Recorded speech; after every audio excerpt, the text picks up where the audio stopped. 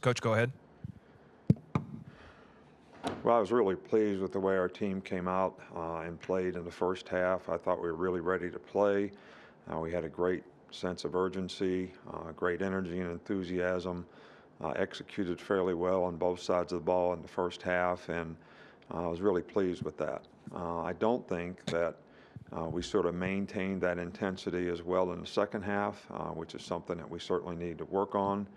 We can't let external factors, whether it's a scoreboard or any of that type of stuff, affect our attention to detail, our mental energy, intensity, intelligence that we play with, so that, we can continue to execute. We made more mental errors, had more penalties, things like that in the second half than the first. So we need to put together, 60-minute performance, all the time, regardless of who we're playing. The good news is we did get to play, quite a few players, and that was a good thing. And there's a lot of lessons to be learned at every position on our team in terms of some of the experience gained, whether it's offensive line, defensive backs, doesn't matter what the position. I think there's a lot of things that we can improve on. Um, so, it's great to, be home again to play a game in Bryant-Denny Stadium with fans. Our fans were great in Atlanta. Hopefully we'll have a very passionate, enthusiastic full house, for this game.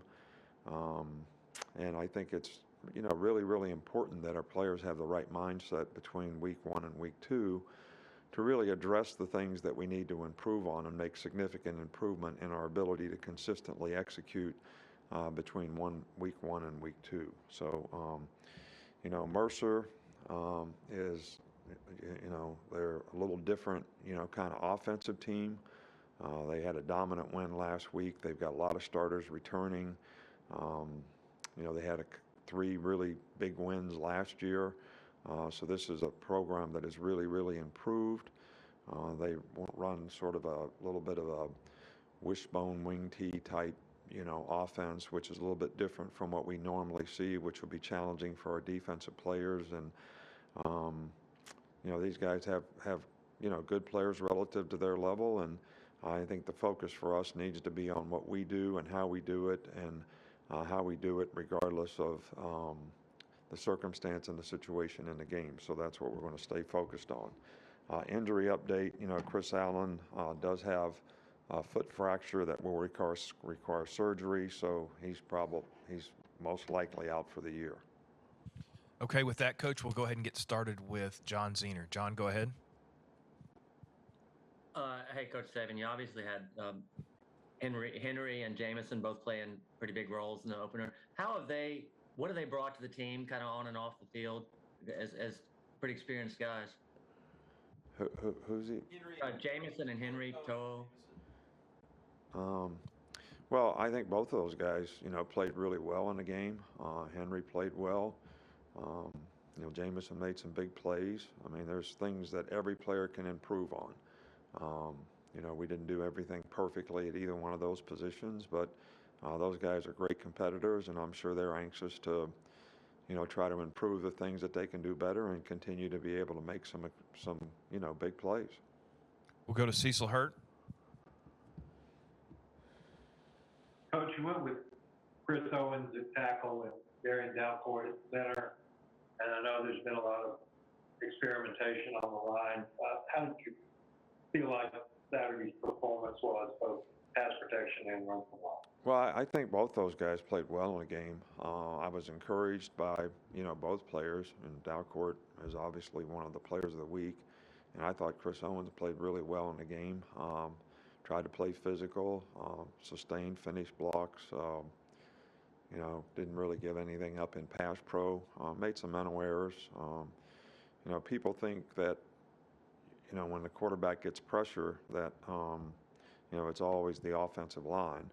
Sometimes it's relative to the protection that we're in. Sometimes we didn't change the protection correctly. So, we brought pressure on ourselves.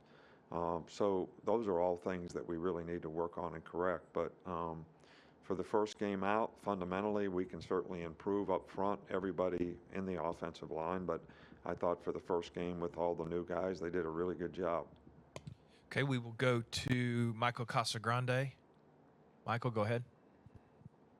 Yes. How would you assess the running game, and also with Bryce, his decision making whether to run or stay in the pocket in some of those plays? Could you assess some of that?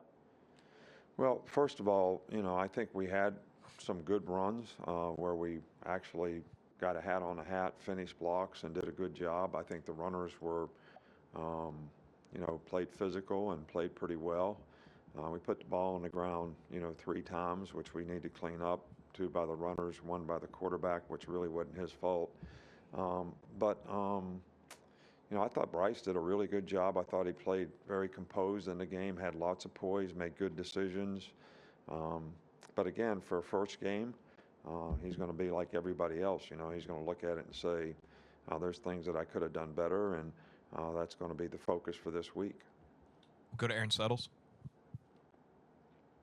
Given your post-game comments about Trey Sanders, it's pretty clear you have a lot of respect for what he's gone through. Just how arduous was that journey to get back to where he is today? Well, I don't know. I can't be specific here and give you the extent of all of the injuries that he had, but they were all pretty significant.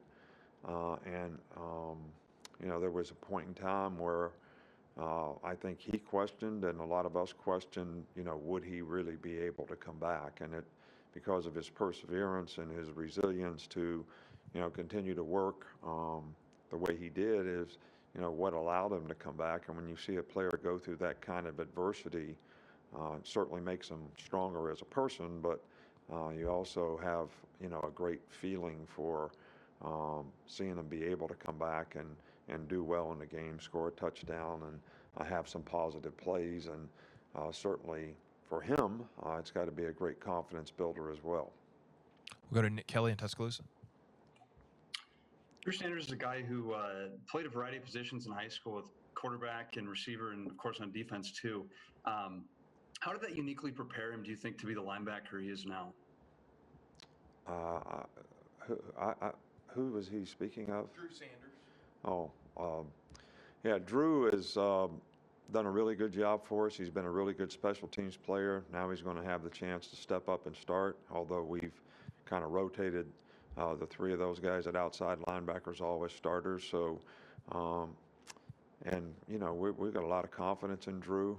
He's a good athlete, smart, hard worker, plays with toughness, gives great effort.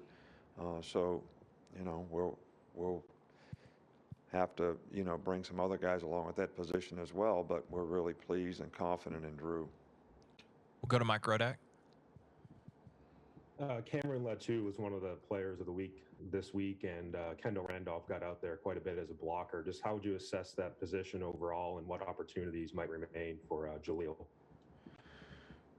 Well, I think, first of all, I'd like to evaluate the guys that did play in the game and did a good job in the game. And, Cameron Latu certainly, did a good job. He didn't have a lot of experience. I think, the passes that he caught, he made some really good catches, made a good run after a catch, scored a couple touchdowns, did a good job of executing, played his position fairly well. So this is a real positive for us at that position. We've always liked, using Kendall as a big tight end type of blocker. And I thought he did a really good job in the game, especially the fact that he was coming off of an ankle, sprain. So we'll continue to try to develop players at that position, and hopefully, they'll make the decisions to do the things they need to do to improve, and that will reflect in how much playing time they get. Go to Charlie Potter. Hey, Coach. Yeah, just wanted to get your thoughts on the way the secondary played, and specifically Brian Branch. You talked about his versatility in the preseason. How much of a luxury is that to be able to move him around at different spots? Well, I think that, we played okay in the secondary. We had a lot of respect for their quarterback and their skill guys, and we did a good job of covering. We got a couple bang pass interferences. Brian, had a chance to play the ball once and didn't. The guy made a really good catch, really good throw and catch on him. But, for the most part, there was a lot of adjusting that the players had to do in a game, and I thought they did a really good job of that. I'm talking about the entire back end based on the formations and adjustments that we had to make, and they kept their poise. And, played fairly well. So, there's always a lot to improve on, and we'll certainly go to work on that today. Joseph Goodwin with AL.com.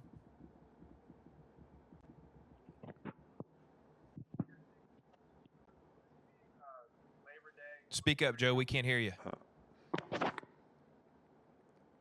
hear me now? Yeah, talk loud. Dick, I was just wondering, with this being Labor Day, of how many recruits were you going to call today, and what was going to be the message of that? Well, it's Labor Day, and Monday is, a big game plan day for us, a big day with our team to get started on the next team, to make corrections for the last game. So it's not really a recruiting day from that standpoint.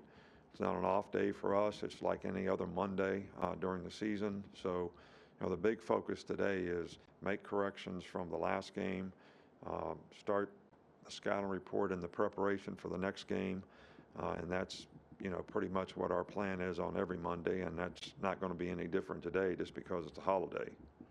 Okay, we got 3 more. We'll start with Steven. Coach, just talk about Will Reichert's confidence as a kicker and how contagious that is for the offense. Well, I think that, the entire team has a lot of confidence in Will. The guy's been outstanding last year and so far this year, and did a really good job kicking off in the game as well as making the field goals. So I think the whole team has a lot of confidence in him. I think, I guess the offensive team does too, but, the offensive team really wants to score touchdowns. So, when they kick a field goal, maybe they're not so happy about it, but they're certainly happy for him. We'll go to Tony.